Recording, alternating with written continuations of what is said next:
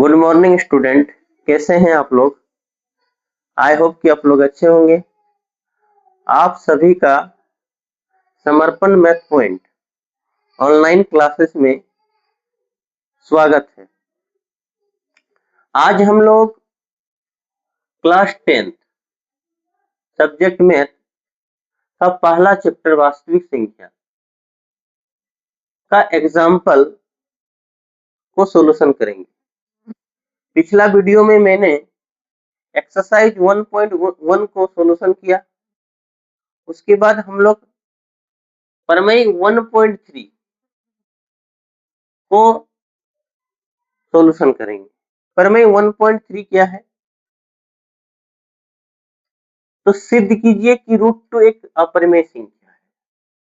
हमको सिद्ध करना है कि √2 क्या है? एक अपरिमेय संख्या है। कैसे सिद्ध करें? हम जानते हैं कि √2 क्या है? अपरिमेय संख्या है, लेकिन ये चीज हमको सिद्ध करके बताना होगा कि ये अपरिमेय संख्या है। कैसे अपरिमेय संख्या है? तो सबसे पहले हम क्या करेंगे, इसका अंतर विरोध करेंगे कि इसका जो सत्यापन होगा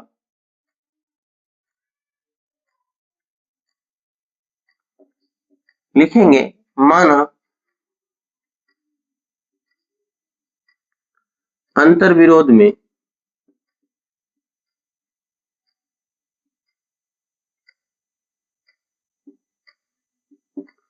√2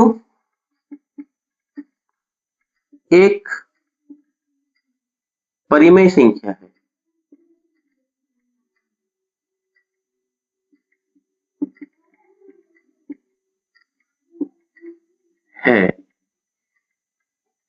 जब ये परिमेय संख्या होगा तो परिमेय संख्या को हम लोग P/Q के रूप में लिख सकते हैं।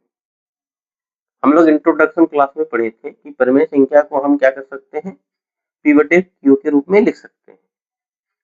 इसे हम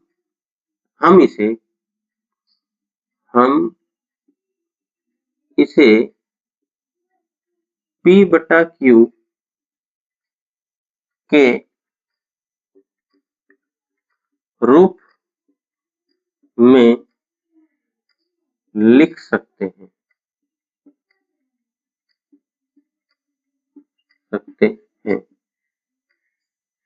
जहां P व Q दोनों क्या हो, दोनों पूर्णांक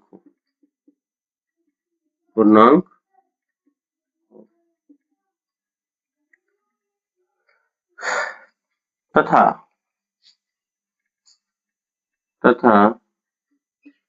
Q नॉट इक्वल टू 0 हो।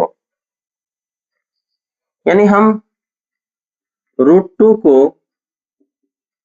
P/Q के रूप में लिख सकते हैं। P और Q दोनों क्या है? पूर्णांक है। पूर्णांक समझते हैं आप लोग। जब ये दोनों पूर्णांक है तो P व Q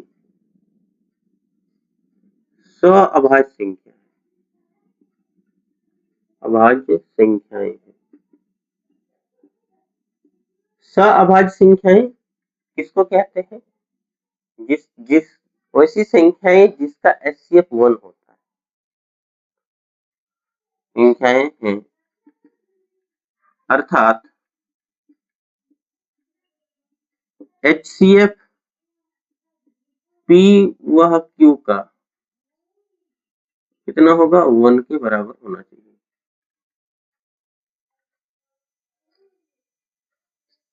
ये हमको दिखाना पड़ेगा कि दोनों का HCF क्या होना चाहिए, 1 यदि हो रहा है तो हम उसको बोल सकते हैं कि वो परिमेय संख्या होगा, अन्यथा नहीं होगा। हम क्या करेंगे, दोनों तरफ वर्ग करने पर, दोनों तरफ वर्ग करने पर, दोनों तरफ वर्ग करेंगे, जगह का कमी होगा और जगह को बचा के चलना होगा। दोनों तरफ वर्ग करने पर हम वर्ग करेंगे तो √2 का क्या होगा, स्क्वायर होगा, p बटे q का स्क्वायर होगा। √2 का स्क्वायर 2 होता है, ये हो जाएगा p स्क्वायर बटे q स्क्वायर। अब हम क्या लिख सकते हैं, p स्क्वायर बटे में कुछ नहीं दिया 1 है, p स्क्वायर गुना 1 p स्क्वायर ही होगा, बराबर 2q स्क्वायर, बराबर 2q स्क्वायर। यदि हम इसको समीकरण 1 मान लेंगे, क्या मान लेंगे, समीकरण 1 मान लेंगे। अब देखिए, ध्यान दीजिए, p स्क्वायर बटे 2, ये बटे इधर आ जाएगा, बराबर q स्क्वायर होगा, ये 2 बटे के नीचे आएगा ना। तो हम बोल सकते हैं, क्या बोल सकते हैं, क्योंकि p स्क्वायर 2 से विभाजित है, इसलिए p भी क्या होगा, p भी 2 से विभाजित होगा,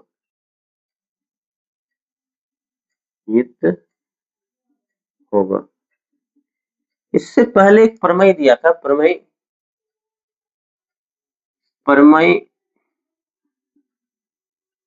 1.2, प्रमेय 1.2 कहता है कि यदि कोई संख्या अभाज्य संख्या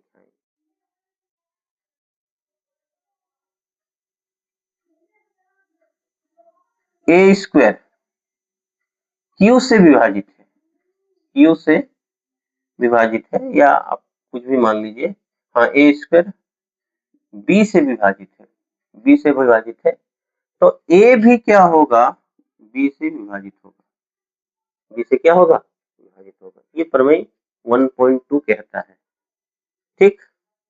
ऐसे होगा, जैसे मान लीजिए, जैसे 5 का स्क्वायर 5 से विभाजित है, या छोड़िए, 2 का स्क्वायर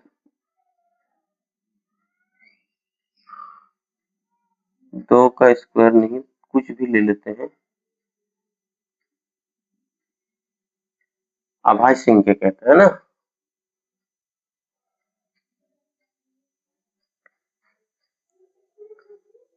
हाँ, 5 का स्क्वायर मान लीजिए, 5 का स्क्वायर 5 से विभाजित है, तो 5 भी क्या होगा, 25 5 से विभाजित है, मान लीजिए 25 5 से विभाजित है, तो 5 भी क्या होगा, 5 से विभाजित होगा।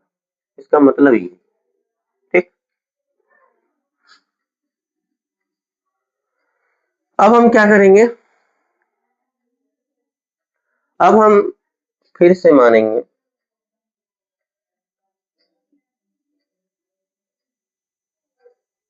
माना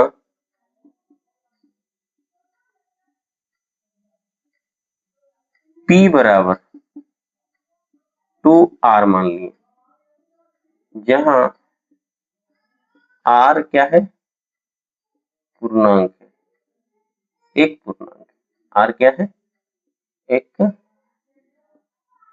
पूर्णांक है।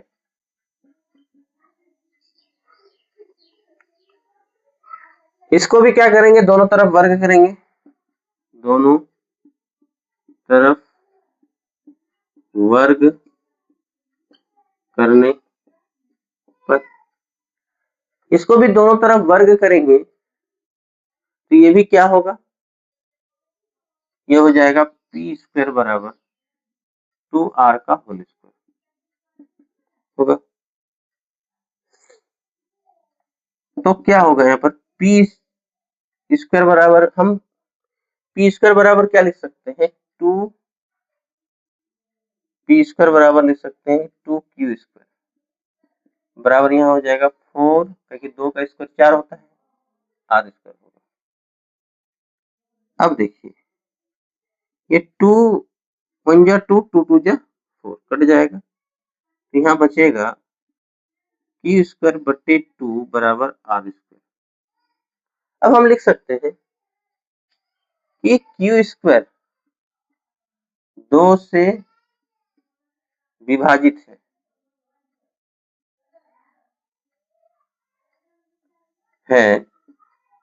क्योंकि क्यू स्क्वायर 2 से विभाजित है, इसलिए क्यू भी 2 से विभाजित होगा, क्यू भी 2 से क्या होगा, विभाजित होगा। अब देखिए P भी 2 से विभाजित है, Q भी 2 से विभाजित है ना, तो यानी 2 क्या है, P और Q का गुणनखंड है। तो हम कह सकते हैं, इसको मान लेंगे समीकरण, चलिए इसको समीकरण मान लेते हैं 2, इसको समीकरण 2 मान लेते हैं और इसको हम समीकरण 3 मान लेते हैं। तो हम लिख सकते हैं, जगह नहीं होने के कारण यहाँ हम लिख दे रहे हैं, या हम यही लिख देते हैं, समीकरण 2 तथा समीकरण 2 और समीकरण 3 से हम कह सकते हैं, क्या कह सकते हैं कि P व Q का HCF कितना होगा, 2 होगा। होना कितना चाहिए था, होना चाहिए था 1, लेकिन हुआ कितना, 2 नहीं, तो हम बोलेंगे अतः हमारी कल्पना असत्य है,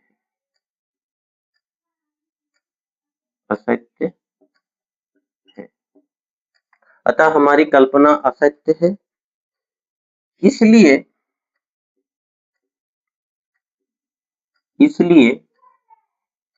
√2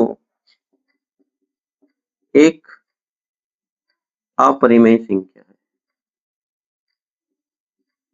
अपरिमेय संख्या। बहुत अच्छा सवाल है ना, आप लोग इसको नोट कीजिए, भाषा भी अच्छा है। इसी तरह हम लोग √5 का, √3 का हम लोग क्या करेंगे, सॉल्यूशन करेंगे। आप लोग उतारिए इसको। चलिए नेक्स्ट क्वेश्चन, नेक्स्ट उदाहरण, उदाहरण नंबर 5। आपको कहा है कि √3 एक अपरिमेय संख्या है, इसको सिद्ध करना है। तो जहां √2 था वहां √3 कर दीजिए, बाद बाकी सारा वही चीज होगा। देखिए यहाँ 3 हो गया, जहां रूट यहाँ हो जाएगा √3, यहाँ पर भी हो जाएगा √3, यहाँ पर भी 3/1 हो जाएगा, यहाँ पर भी हो जाएगा 3, यहाँ पर भी 3 हो जाएगा। देखिए बहुत आसान है, यहाँ पर भी क्या हो जाएगा, 3 हो जाएगा, और यहाँ पर भी क्या हो जाएगा, 3 हो जाएगा। उसी प्रकार इधर भी हमको क्या करना है, सारा जगह पे 3 कर देना है, 3 कर देना है। अब यहाँ तो थोड़ा बहुत आपको दिमाग लगाना होगा। ये पी स्क्वायर को हम क्या लिख सकते हैं, पी स्क्वायर को 3q स्क्वायर लिख सकते हैं, 3q स्क्वायर बराबर 9r स्क्वायर होगा।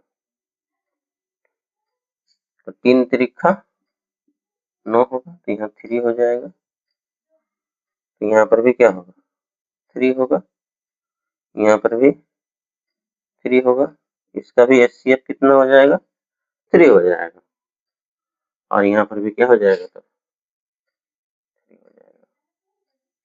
शायद कहीं छूटा हो, बस जस्ट यहाँ पर कुछ भी दिया रहे, रूट 7 दिया रहे, रूट 5 दिया रहे, तो हम लोग ऐसे करके बना सकते हैं। बहुत सा हो ही रहेगा, समझ में आपको आता होगा, फिर से समझा भी देते हैं इसको। सिद्ध करना है कि रूट 3 क्या है, एक अपरिमेय संख्या है। माना अंतर विरोध में रूट 3 एक परिमेय संख्या है, हम इसे p बटे q के रूप में लिख सकते हैं, जहां p और q दोनों क्या है पूर्णांक है, ठीक रहेगा, है पूर्णांक तथा q not equal to 0। Root 3 बराबर p बटा q, क्योंकि ये रूट 3 क्या है, हमने क्या माना है परिमेय संख्या माना, इसलिए हम इसको क्या लिख सकते हैं p बटा q के रूप में लिख सकते हैं। p और q क्या है सहभाज्य संख्या है, अर्थात HCF p और q बराबर कितना है 1 है। दोनों तरफ वर्ग करेंगे तो रूट 3 का स्क्वायर 3, रूट 3 का स्क्वायर p बटा q का स्क्वायर, रूट 3 का 3 होता है, ये p स्क्वायर बटे q स्क्वायर, कोना कोनी गुना हुआ 3 गुना q स्क्वायर, तो 3q स्क्वायर, p गुना 1 तो p स्क्वायर। अब इसको हम क्या किए, ये 3 बटे के नीचे आएगा तो p स्क्वायर क्या है 3 से विभाजित है, क्योंकि बटे में है तो विभाजित है, इसलिए p भी क्या होगा 3 से विभाजित होगा। कहाँ से होगा परमेय, हम यहाँ पर लिख सकते हैं परमेय, यदि आपको लिखने का मन करे तो परमेय आप लिख सकते हैं 1.2 से, ठीक, और नहीं भी लिखिएगा तो कोई दिक्कत नहीं है। माना p बराबर 3r, जहाँ r क्या है एक पूर्णांक है, दोनों तरफ वर्ग करने पर p स्क्वायर बराबर 3r, तो 3 त्रिका 9 हो जाएगा, 3 3 या 9 कट जाता है, तो q भी 3 से q स्क्वायर भी क्या है 3 से, इसलिए q भी क्या होगा, तो समीकरण 2 और 3 से हम कह सकते हैं, क्या कह सकते हैं कि 2 और 3, चलिए रोमन में लिखे हैं तो रोमन में रहने दीजिए, 2 और 3 से हम कह सकते हैं p और q, p व q का HCF कितना होगा 3 हो जाएगा, इसलिए अतः हमारी कल्पना क्या हो गया, होना कितना चाहिए था HCF 1 होना चाहिए था, हुआ कितना 3, अतः हमारी कल्पना क्या हो गया असत्य है, इसलिए रूट 3 एक क्या है अपरिमेय संख्या है। समझ में आ रहा है। इसके बाद वाला क्वेश्चन को हम लोग सॉल्यूशन करेंगे, इसको मिटाते हैं, आप लोग इसको नोट कर लीजिए।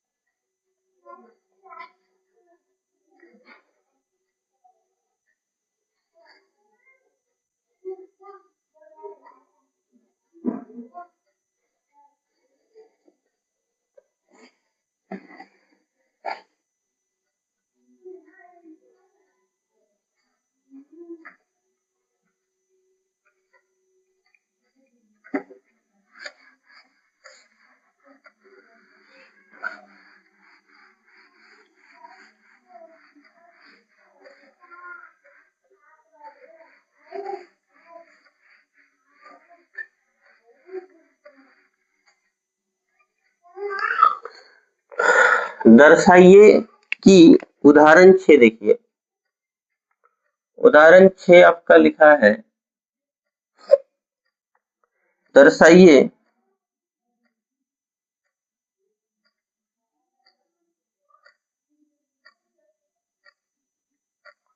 दर्शाइए कि 5 माइनस रूट 3 एक अपरिमेय संख्या है, एक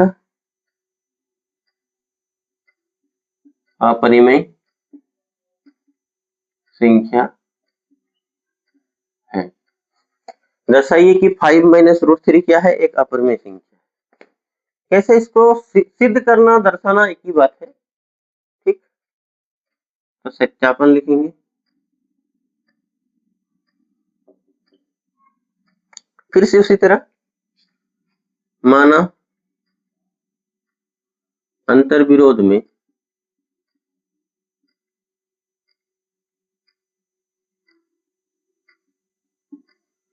फाइव माइनस रूट थ्री एक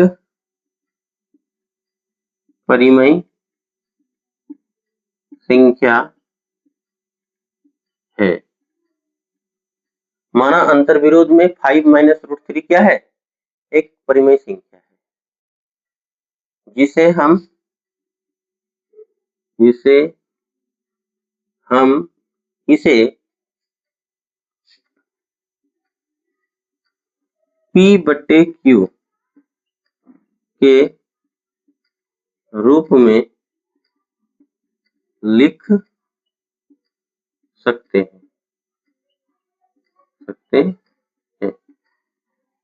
इसको हम लोग क्या कर सकते हैं? P बटे Q के रूप में लिख सकते हैं। चलिए 5 माइनस रूट थ्री बराबर P बटा Q, यहाँ लिख देंगे जहां P व Q दोनों क्या है? पूर्णांक। दोनों पूर्णांक है। ठीक, ध्यान दीजिए, ये बहुत आसान है। इस रूट थ्री को उधर ले जाएंगे, P बटा Q को इधर ले जाएंगे, तो 5 माइनस P बटा Q हो जाएगा, क्योंकि ये प्लस है तो बराबर किधर आएगा? तो माइनस होता है, और ये माइनस रूट थ्री है, इधर जाएगा तो क्या हो जाएगा? प्लस रूट थ्री होगा। इसके बटे में कुछ नहीं तो 1 है। 1 और Q का एलसीएम कितना होगा? Q ही होगा। 1 से Q को भाग देंगे, भागफल Q होगा, Q गुना 5, 5Q माइनस P बराबर होगा रूट थ्री ना। तो हम जानते हैं, देखेंगे कि हम जानते हैं, क्या जानते हैं? हम जानते हैं कि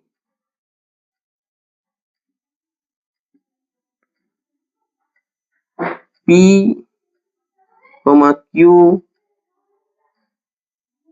और 5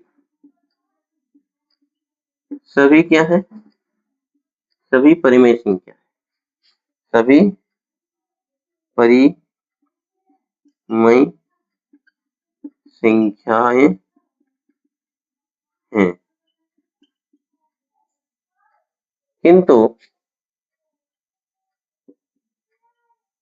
किंतु रूट थ्री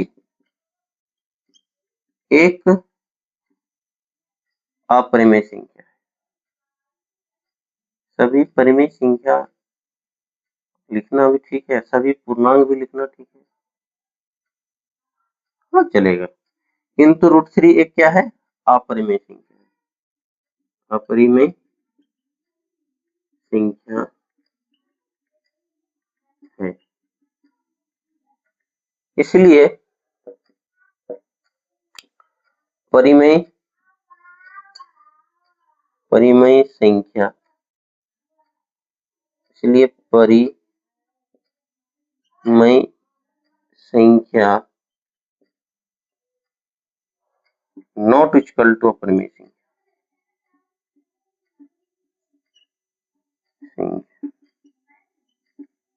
ये बराबर होगा? कभी नहीं होगा। नॉट इक्वल टू मतलब बराबर नहीं होगा। अतः हमारी कल्पना असत्य है, असत्य है। इसलिए root 5 minus root three, 5 minus root three एक अपरिमेय संख्या है। अपरिमेय संख्या है। चलिए इसको भी उतारिए आप लोग, नोट कीजिए। बहुत अच्छा सवाल है ये भी, ये एग्जाम में पूछता है, झारखंड बोर्ड में खास करके ज्यादा। इसके बाद क्वेश्चन क्या है, इसके बाद क्वेश्चन है 3√2 दर्शाइए। नेक्स्ट क्वेश्चन में है, दर्शाइए कि 3√2 एक अपरिमेय संख्या है। 3√2 ये कोई उदाहरण हो जाएगा। अब 7 दर्शाइए कि 3√2 एक अपरिमेय संख्या। देखिए इसको भी कैसे सॉल्व करेंगे, तो लिखेंगे माना अंतर विरोध में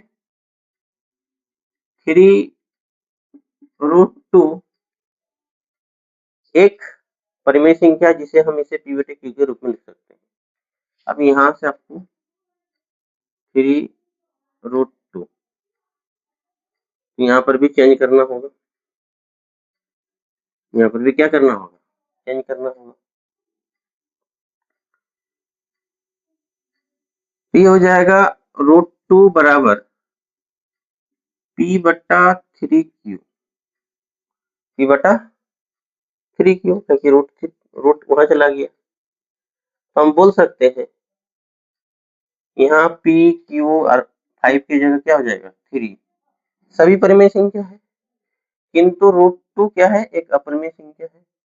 उसके बाद आपको परिमेय संख्या नॉट इक्वल टू अपरिमेय संख्या, यहाँ पर आपको क्या कर देना है, सिर्फ 3√2 कर देना है। ठीक, दोनों सेम सवाल था, इसलिए मैंने क्या किया, इसको थोड़ा बहुत बदलकर, टाइप होता है इस सब सवाल का टाइप। इस तरह का सवाल एक टाइप से बना, अभी जो देखें आप वो एक टाइप से बना, तो और एक टाइप है, मतलब दो टाइप का सवाल ज्यादातर इसमें है। इसके बाद हम लोग क्या करेंगे, एक्सरसाइज 1.2 को नेक्स्ट वीडियो में सॉल्यूशन करेंगे। आज के लिए इतना ही, धन्यवाद, आपका दिन शुभ हो।